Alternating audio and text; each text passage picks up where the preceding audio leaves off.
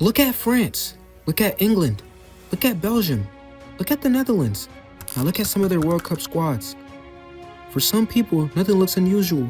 These are just national teams, players born or raised in these countries, wearing the shirt, representing the place they call home.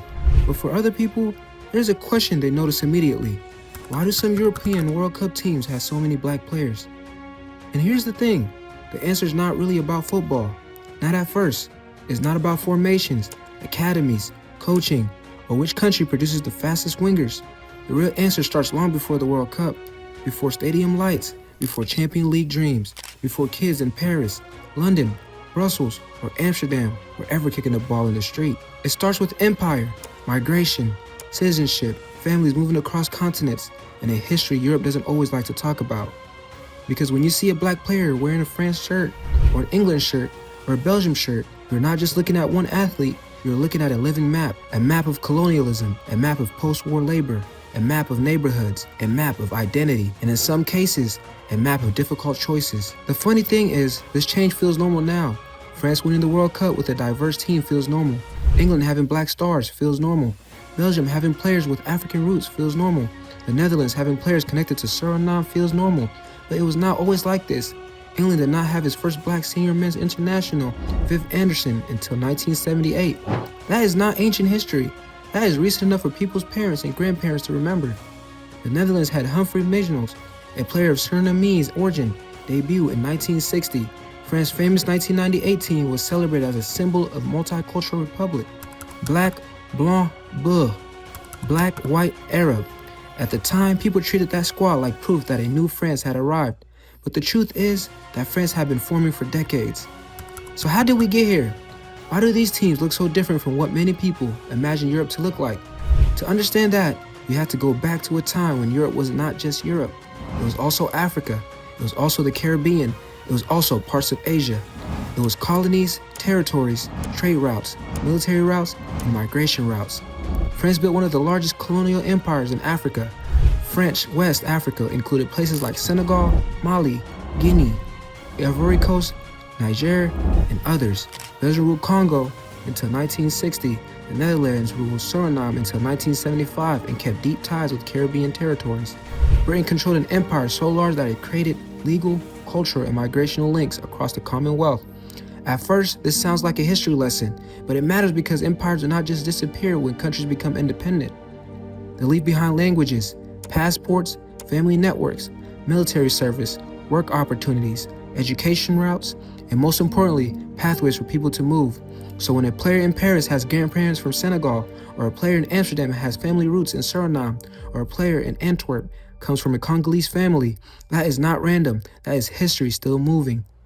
But colonial ties alone do not explain everything, because having a connection between two countries is one thing, having millions of people actually move is another.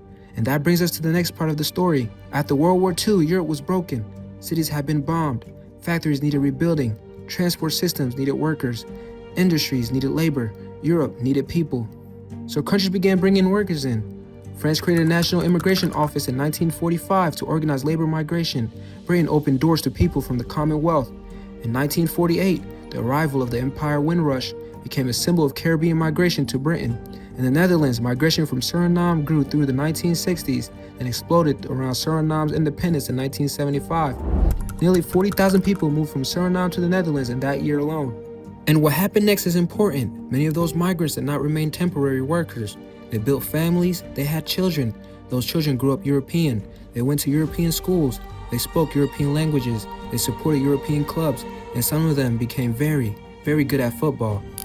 This is where the World Cup starts to make sense. Because national teams do not appear out of nowhere. They come from society. If society changes, eventually the team changes too. France's team changed because France changed. England's team changed because England changed. Belgium's team changed because Belgium changed. The Netherlands changed because Dutch society changed too. But there is still a deeper question. If these countries became more diverse, why does football show it so clearly? Why not every sport? Why not rowing? Why not tennis? Why not golf? Because football was different. Football was cheap. Football was everywhere. Football did not require private lessons, expensive equipment, or elite connection. All you needed was a ball. And in working class neighborhoods, that mattered. In the suburbs of Paris, the banlieue, football became more than a game. It became structure. It became competition. It became hope. A kid could look around and say, maybe this is my way out. Not because every kid becomes a professional, most do not, but because football was visible, it was local, it was possible. The Paris region has become one of the most powerful talent factories in the world. Players grow up in tight spaces, playing street football, constantly competing, constantly proving themselves. That environment can create a certain kind of player, technical, fast thinking, hungry, used to pressure, used to playing against older kids, used to fighting for respect. And once academies notice that talent, the path becomes clearer. Local club, bigger academy, professional contract, national team, maybe even the World Cup. That is why football became the perfect mirror of migration. It took communities that had already been pushed into big cities, dense neighborhoods, and gave some of their children a stage. Not an easy stage, not a guaranteed stage, but a stage. You can see this story in France. Kylian Mbappe grew up in Bondy, outside Paris. His father has Cameroonian roots, his mother has Algerian roots. But Mbappe was born in France, raised in France, trained in France, and became the face of French football. To some people, that sounds complicated, but to him, it is simple. France is his country. But now compare him to another player, Kalidou Koulibaly. He was born in France. He even represented France at a youth level, but at a senior level, he chose Senegal, his parents' homeland. So here's the question.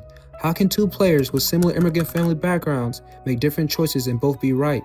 Because identity is not always one thing. It can be layered. You can be born in France and still feel deeply connected to Senegal. You can grow up in England and still feel Nigeria in your home, your food, your language, your parents, your community. You can be Dutch and still carry Suriname with you. That is the part a lot of fans miss. National teams are not built around what a player looks like. They are built around nationality. FIFA does not ask, does this player look French? They ask, is this player eligible? Do they have the passport? Were they born there? Were their parents or grandparents born there? Did they live there long enough? Did they already represent another national team? Can they switch? That is why international football can get complicated fast. A player might be eligible for 2, 3, or even 4 countries, and the choice becomes personal. Which country gave me my football education? Which country do my parents dream of seeing me represent? Where do I feel I belong? Where do I have the best chance to play? That last part matters too, because sometimes a player chooses a heritage nation not only because of emotion, but because of opportunity. Breaking into France or England can be incredibly difficult. The talent pool is huge. The competition is brutal. So a player with Nigerian parents, Senegalese parents, Ghanaian parents, or Algerian parents might look at both options and ask, where can I actually build an international career? This does not make the choice fake, it makes it human. Bukayo Saka was born in London and represents England. Ademola Lookman was also born in London, but switched to Nigeria. Ola Aina represented England at a youth level, then chose Nigeria at a senior level. One shirt is not automatically more authentic than the other. These players are not choosing between truth and lie. They are choosing between different parts of themselves. And this is where the World Cup becomes bigger than football. Because every 4 years, the tournament forces the world to ask a question. What does a nation actually look like? For some people, a nation is blood. For others, it is birthplace. For others, it is culture. For others, it is citizenship. For others, it is where your parents are from. And for many people, it is all of those things at once. That is why these European teams create so much conversation. They challenge the old image of Europe. They challenge the idea that a country has one face, one color, one story. And they also challenge people in Africa and the Caribbean, because sometimes the best players with roots in those countries are wearing a European shirt. That can feel complicated. When France wins with players of African descent, some people celebrate it as proof of diversity. Others ask why those players are not representing African countries instead. But the reality is not that simple. These players are not borrowed. They are not visitors. Many of them were born in Europe. Many were raised there. Many learned football there. Many are citizens there. They are products of those countries, even when their family stories stretch far beyond Europe. And yet, the connection to Africa or the Caribbean does not disappear. It shows up in names, in flags in the crowd, in celebrations, in interviews, in family stories, and the pride of parents watching their child represent a country that once would not have made space for them. The Netherlands gives us another fascinating version of this. For decades, many Dutch stars with Surinamese heritage represented the Netherlands. Players like Ruud Gullit helped shape Dutch football at the highest level, but Suriname itself could not always fully use that diaspora. Then, as rules and citizenship situations changed, more Dutch-born players of Surinamese descent became able to represent Suriname. Suddenly, the old colonial connection started working in the other direction, not from Suriname to the Netherlands, but from the Netherlands back to Suriname. Same history, different shirt. So when someone asks, why do some European World Cup teams have so many black players? The simple answer is because Europe's history came home. Colonialism connected continents. Post-war labor shortages moved families.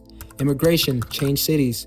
Football gave working-class kids a visible path. Citizenship laws made them eligible. FIFA rules gave them choices, and personal identity decided the rest. That is the real history, not that these teams suddenly became diverse, but that their societies had been changing for generations, and football made that change impossible to ignore. The World Cup is not just a sport tournament. It is a mirror of empire, a mirror of migration, a mirror of neighborhoods, a mirror of belonging, a mirror of the last 100 years.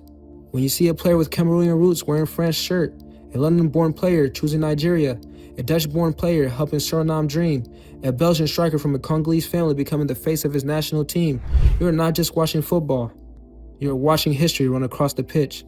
And maybe that is why this question gets people's attention, because deep down it is not really asking who belongs on a football team, it is asking who belongs in a nation. And the World Cup keeps giving us the same answer. A nation is not frozen in time. It changes,